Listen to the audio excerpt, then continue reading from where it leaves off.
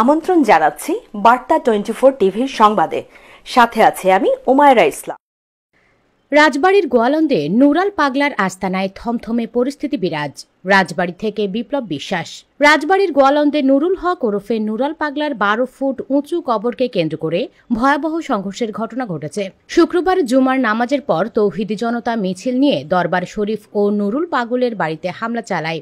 এতে পুলিশ সহ অন্তত শতাধিক আহত ও একজন নিহত হয়েছেন।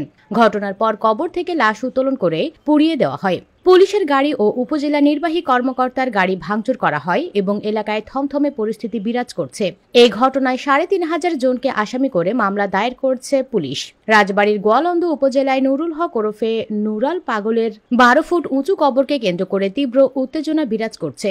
যেখানে প্রতিদিন শত শত ভক্তের পদচারণায় মুখরিত থাকত দরবার শরীফ, আজ সেখানে শুনশান নীরবতা।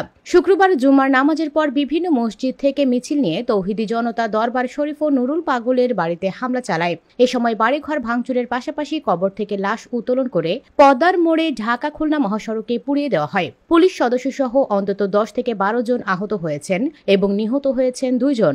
বর্তমানে গোয়ালন্দ উপজেলায় থমথমে পরিস্থিতি বিরাজ করছে। আমি অত বুঝিনি, তারপরে আমার কদুর কেন আমি যা বুঝি যে আমি যদি একজন পাপ করছে সে, আমি ওই পাপ জড়াবো যাবোকে, তার ই করবে যাবোকে। আমার মতে ঠিক হয় না, আস্থানা যে ভাঙা হয়েছে এটা ঠিক হয় না। আইন বিধানে যা আছে সেইভাবে যদি তার নিয়ন্ত্রণ করতো তাহলে এটা গ্রহণযোগ্য হতো।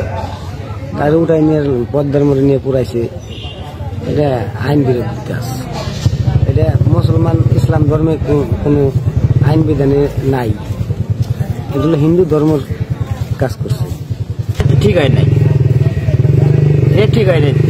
সে মুসলমান, আমাদের সবার উচিত ছিল উঠেছে জানাজার দিয়ে মাটি দিয়ে দিত, তাই না? এটা নিয়ে টাইনে নিয়ে মেন রাস্তায় পড়াইছে, আবার এই বাড়িঘর লুটপাট সব করে ফেলাইছে।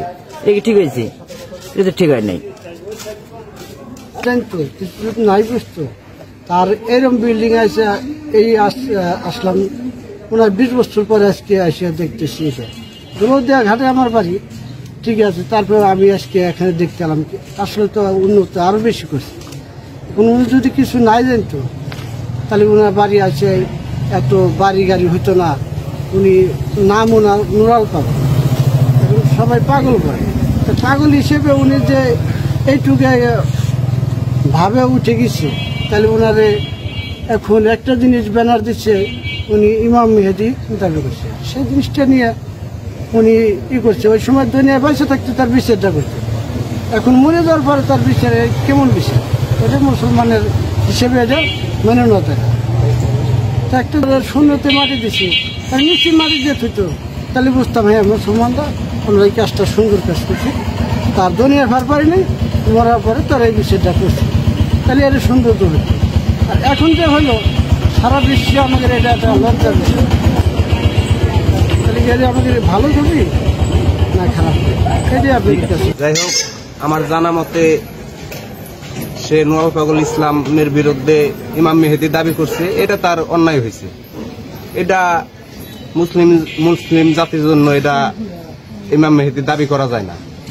ইমাম মেহেদি একজনই আসবে, কিন্তু সে মৃত্যু হওয়ার পরে তার কবর হয়েছে 12 ফুট উপরে।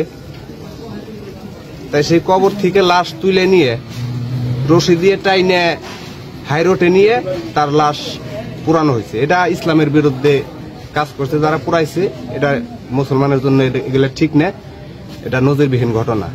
বিশ্বে এরকম মুসলমানের লাশ পুরানো, এটা একটা দুর্ভাগ্য। ওনার বাড়ি ঘর পুরাই দিছে বলে, মানে যে সবাই আতঙ্ক আছে, এর জন্য সবাই আসতেছে, দেখাশোনা করতেছে। করে নাই এটা আর কি, উনি তো মুসলিম ছিল, ওনার যাই হোক একটা ব্যবস্থা করতো, কিন্তু এরকম করা পুরানোটা ঠিক না। এসে অনেক হামলা করেছে, তো এইখান দিয়ে উঠে তারা হচ্ছে কবরটা খুঁড়ে লাশটা মানে টেনে, এক কথা টেনে এখান দিয়ে নিয়ে মেন রোডে গিয়ে সেটা হচ্ছে পুড়িয়ে দিচ্ছে, যেটা হচ্ছে ঠিক হয় না। মুসলিম যতই হোক সেটা মুসলিম, তো পোড়ানোটা ঠিক হয় নাই, তারা হয়তো উঠিয়ে জানাজাটা পরে আরেক জায়গায় কবর দিতে পারতো, কিন্তু তারা সেটা দেয়নি, এই কাজটা ঠিক হয়নি।